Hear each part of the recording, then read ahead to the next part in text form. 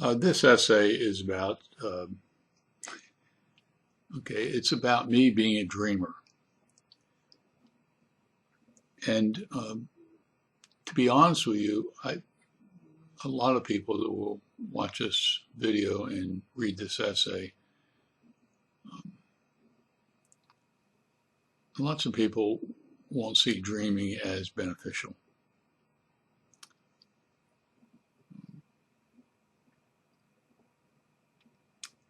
And I'm telling you as honestly as I can express it, I've always been a dreamer.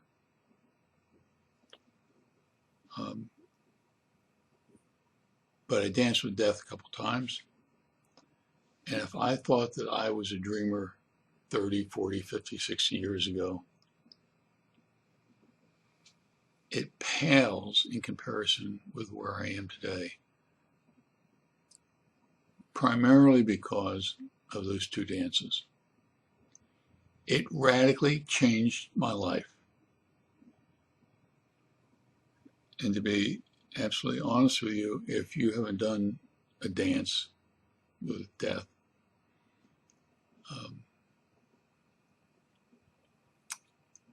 you probably aren't going to buy very much what I'm saying to you. But I'm telling you the truth. The difference between me when I was back in the civil rights movement, back in the 60s, and where I am today,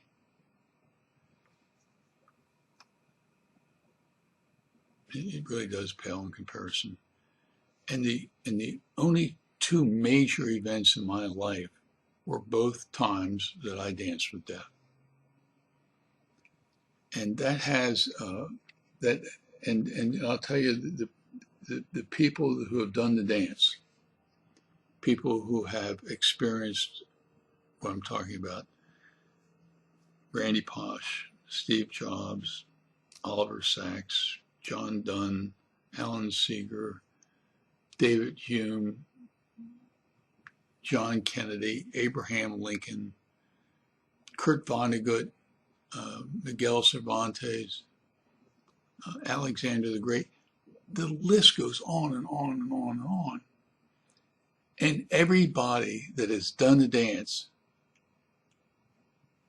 it does. I mean, I'd like to. I mean, I've used the word transformative so many times that people who watch these videos and read my essays are getting tired of it. So I need to come up with another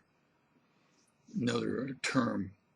But in the meantime, dancing with death and getting through the dance is kind of a positive slap in the face. It wakes you up to the reality that you're not immortal, and that and because of that, because you realize that you're going to die someday, you won't be able to dance with death all the time and lead death as you dance. Sooner or later, you're out of here. But that initial response to life, that life is terminal, causes people to come alive. And the people who have done the dance, the ones that I have read and know about, every single one of them, it has radically changed their life.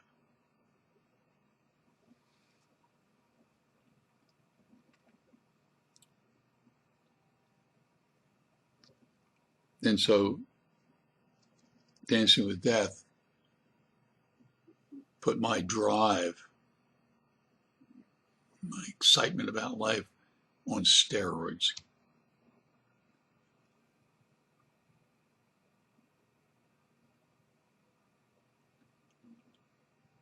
The downside of that is that I'm not going to accomplish everything I want to accomplish, whether it's personal, professional, whatever.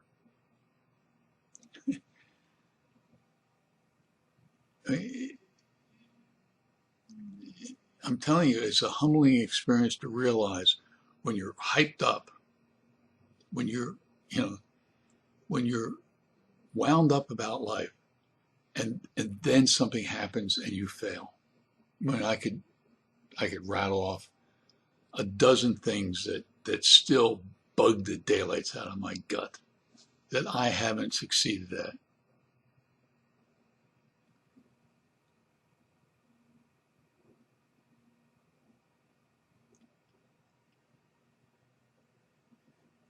And it hurts. But the interesting thing about it hurting is that, I have a choice now. I can either sit back and pout and complain, or that can revitalize those dashed dreams that didn't come true.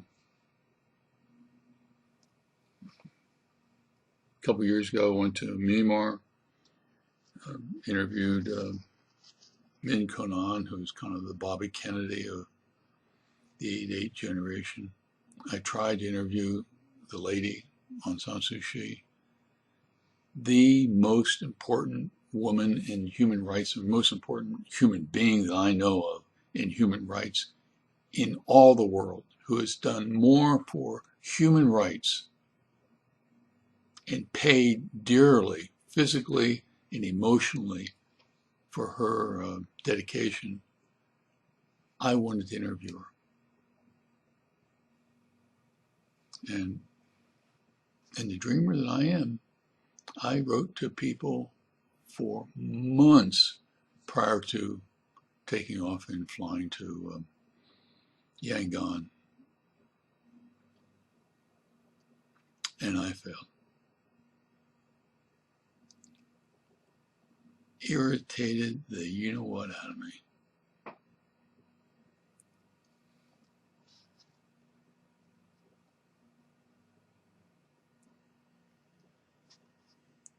But Dance with Death, and you realize that you don't have 50, 100 years left in life.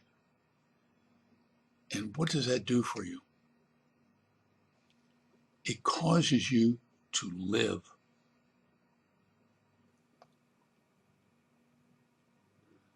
To be perfectly honest with you, I fully expect within the next 6 months of returning to Myanmar to interview the lady, Aung San Suu Kyi. She hasn't gotten my request. I'm asking everybody and their grandmother to try to get my webpage to the lady and contact her. And none of those dreams have come true. Not one of them. I don't have her email address. She doesn't even know me. She has no idea that I'm out there trying to get an interview with her.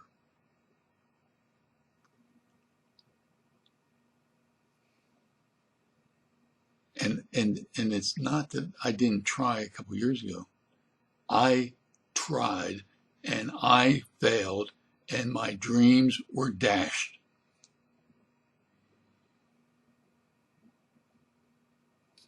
But Randy Posh, who was the one that woke me up to reality about Dancing with Death, says to everybody, dream big and don't fear. Dream. And as much as my professional desire to interview the lady has failed, anybody that knows me, watch this video, read this essay, read anything that I've written, and you don't see that saying, I failed, there's nothing I can do, I can't try, I give up.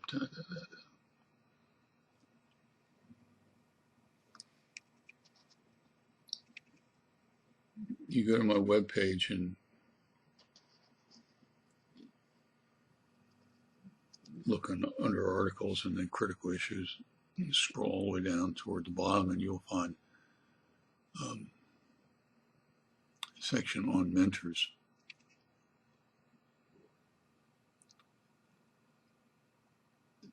they're really, I mean, I have a couple dozen people who I consider mentors, people who've changed my life. But I'll tell you, there are a couple of them. Randy Posh, uh, Don Quixote or Miguel Cervantes, essentially the same person, and Teddy Roosevelt. Randy Posh says, death causes you to live. Don Quixote is always dreaming the impossible dream, even on his deathbed. And Teddy Roosevelt talks about daring greatly. And even if you fail, at least you tried.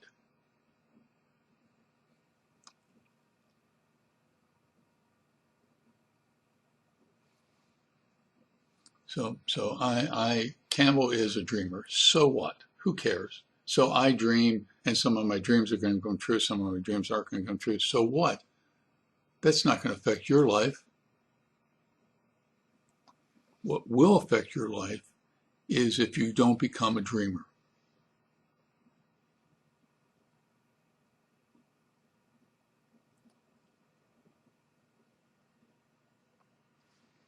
If you're not a dreamer, you're vegetating until you die.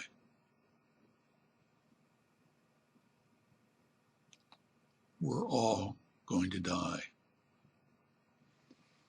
I have kind of a foretaste of what that was like, especially when I fell and cracked my head open. I mean, having a subdural hematoma or traumatic brain injury is not something I would ever want to go through again. But I've said this every time I've talked about it. As much as it was hell to go through, I would not delete a moment of that from my life because it has made me who I am today. And whether you have danced with death or not, if you haven't, simply trust me. Dream.